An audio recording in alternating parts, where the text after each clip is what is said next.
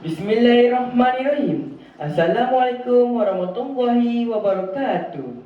Yang dimulakan Barisan Penil Hakim yang juga Panji Kak Lilan, penjaga masa yang setia pada jam radiknya, seterusnya para guru dan para pelajar yang memantai Allah sekalian, bersabar dalam menghadapi musibah. Begitulah maudu yang saya ingin sampaikan pada hari ini.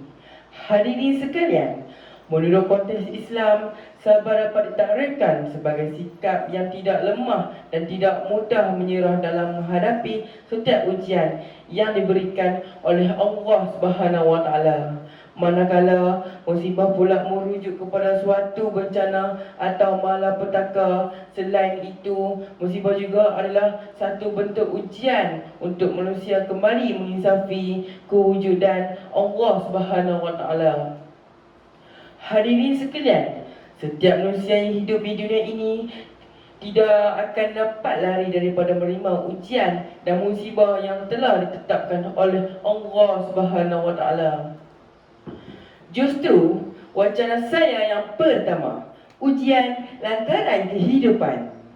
Masing-masing akan menerima ujian Allah Subhanahu wa taala, sama ada dalam bentuk ujian ditimpa usahan atau dikurniakan dengan ujian kesenangan.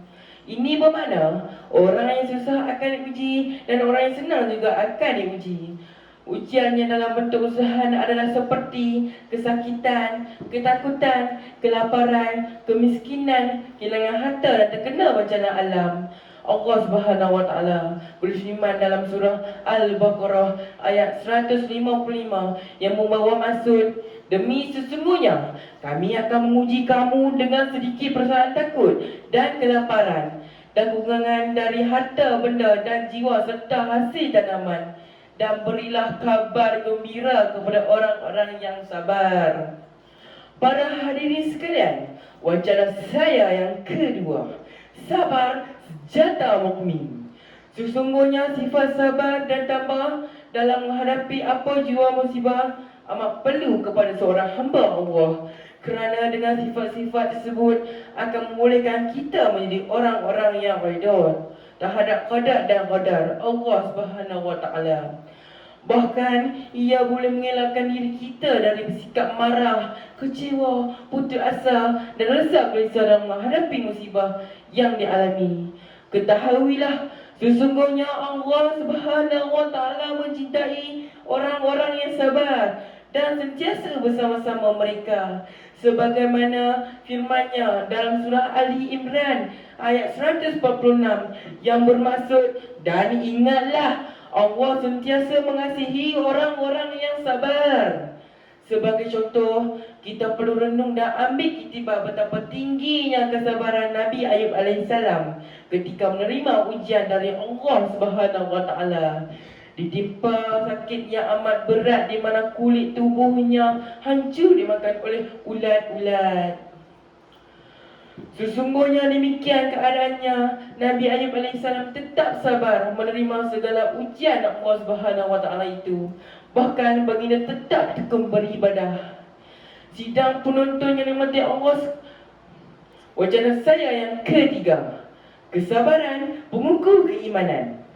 Bagi mereka yang ikhlas dan sabar, ujian usaha yang datang akan dihadapinya dengan penuh ketabahan dan keredaan, kerana memahami bahawa adanya hikmah di sebalik ujian tersebut. Mereka berkeyakinan bahawa ujian kesusahan itu akan menghapuskan dosa dan kesalahan lalu. Ini kerana seorang mukmin yang sejati akan sentiasa menyedari bahawa setiap ujian yang diterima adalah untuk meningkatkan lagi iman kepada Allah. Allah Subhanahu wa taala berfirman dalam surah Ali Imran ayat 200 yang bermaksud, hai orang-orang yang beriman, bersabarlah kamu dan kuatkanlah kesabaranmu, dan tetaplah bersiap siaga dan bertakwalah kepada Allah supaya kamu beruntung. Dapat kita simpulkan di sini bahawa sabar merupakan tombak utama dalam iman. Semakin tinggi kesabaran tinggi kesabaran kita, maka semakin tinggi pula iman kita. Dengan itu, jelaslah bahawa siapa pun yang menjalani kehidupan pasti akan menghadapi pelbagai ujian yang akan menduga iman masing-masing. Hadirin yang dikasihi, kesimpulannya sebagai hamba Allah yang beriman, kita hendaklah bersabar dan tambah menghadapi segala ujian yang menimpa ke atas kita, kerana semua itu adalah qada dan qadar Allah Subhanahu wa taala.